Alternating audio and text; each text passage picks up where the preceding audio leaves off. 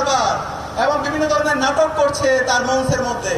সেই নাটকের মঞ্চের মধ্যে আমরা একটিবারের জন্য হায়ের স্লোগান আমরা দেখতে পাই না, আমরা কোনো হায়ের ডায়লগ দেখতে পাই না।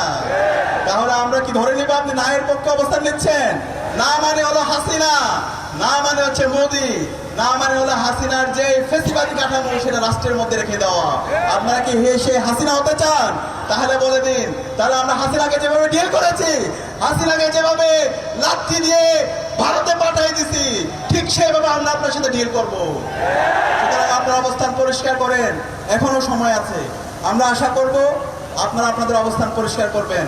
আমরা আপনাদের প্রতি সিম্পথি আছে।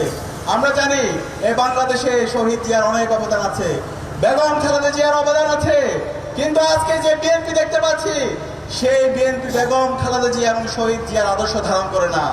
বাংলাদেশ বন্ধী যে রাজনীতি, সেই রাজনীতিকে তারা আর ধারণ করছে না। তারা সেই ফেসিবাদী যে কাঠামো, সেই চাঁদাবাজি, টেন্ডারবাজি, সন্ত্রাসের রাজনীতি আমরা দেখতে পাচ্ছি। সুতরাং আমরা অনুরোধ করব, বিএনপিকে আপনারা নিজেদের মধ্যে সংশোধন করেন, জুলাইকে ধারণ করেন, জুলাইয়ের শহীদদের আকাঙ্ক্ষাকে ধারণ করেন, এবং খুব দ্রুত সময়ে আপনারা হায়ের পক্ষে আপনাদের ক্যাম্পেইন শুরু করেন। কিন্তু হায়ের পক্ষে যদি আপনাদের অবস্থান পরিষ্কার না করেন, তাহলে 12 ফেব্রুয়ারি পর্যন্ত যেতে হবে না।